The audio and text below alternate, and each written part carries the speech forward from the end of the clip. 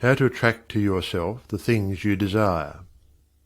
The power within you which enables you to form a thought picture is the starting point of all there is. In its original state it is the undifferentiated formless substance of life. Your thought picture forms the mould, so to speak, into which this formless substance takes shape. Visualizing, or mentally seeing things and conditions as you wish them to be, is the condensing, the specializing power in you that might be illustrated by the lens of a magic lantern. The magic lantern is one of the best symbols of this imaging faculty. It illustrates the working of the creative spirit on the plane of the initiative and selection, or in its concentrated specializing form, in a remarkably clear manner. This picture slide illustrates your own mental picture, invisible in the lantern of your mind until you turn on the light of your will. That is to say, you light up your desire with absolute faith that the creative spirit of life in you is doing the work. By the steady flow of light of the will on the spirit, your desired picture is projected upon the screen of the physical world, an exact reproduction of the pictured slide in your mind. Visualizing without a will sufficiently steady to inhibit every thought and feeling contrary to your picture would be as useless as a magic lantern without the light. On the other hand, if your will is sufficiently developed to hold your picture in thought and feeling, without any ifs, simply realizing that your thought is the great attracting power, then your mental picture is as certain to be projected upon the screen of your physical world as any pictured slide put into the best magic lantern ever made. Try projecting the picture in a magic lantern with a light that is constantly shifting from one side to the other, and you will have the effect of an uncertain will. It is as necessary that you should always stand back of your picture with a strong, steady will, as it is to have a strong, steady light back of a picture slide. The joyous assurance with which you can make your picture is the very powerful magnet of faith, and nothing can obliterate it. You are happier than you ever were, because you have learned to know where your source of supply is, and you rely upon its never-failing response to your given direction.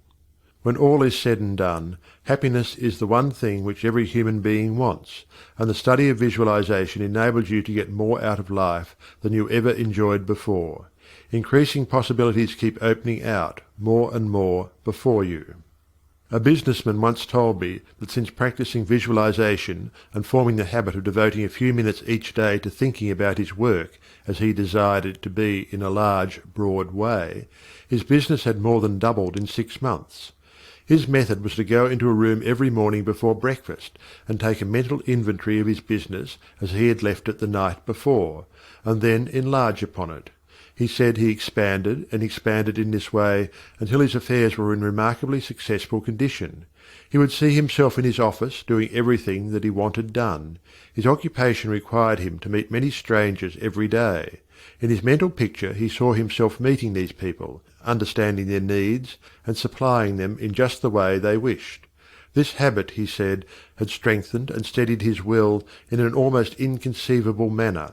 Furthermore, by thus mentally seeing things as he wished them to be, he had acquired the confident feeling that a certain creative power was exercising itself for him and through him, for the purpose of improving his little world. When you first begin to visualize seriously, you may feel, as many others do, that someone else may be forming the same picture you are, and that, naturally, would not suit your purpose. Do not give yourself any unnecessary concern about this. Simply try to realize that your picture is an orderly exercise of the universal creative power specifically applied. Then you may be sure that no one can work in opposition to you. The universal law of harmony prevents this.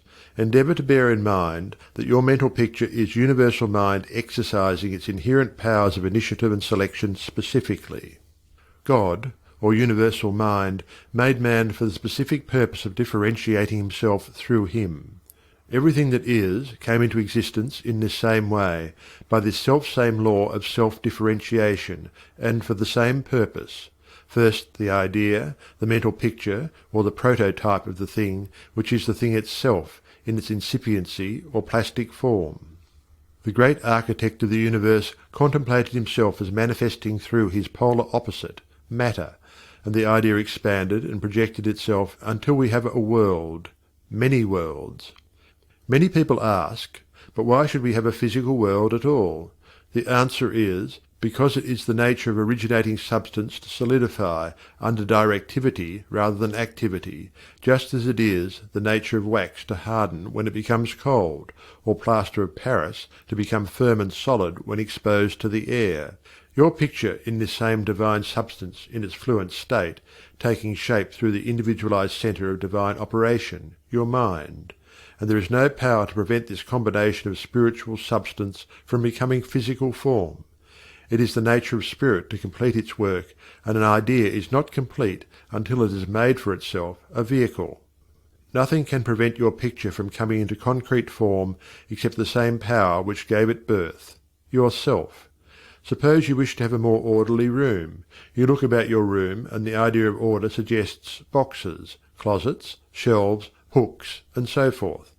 The box, the closet, the hooks, all are concrete ideas of order, vehicles through which order and harmony suggest themselves.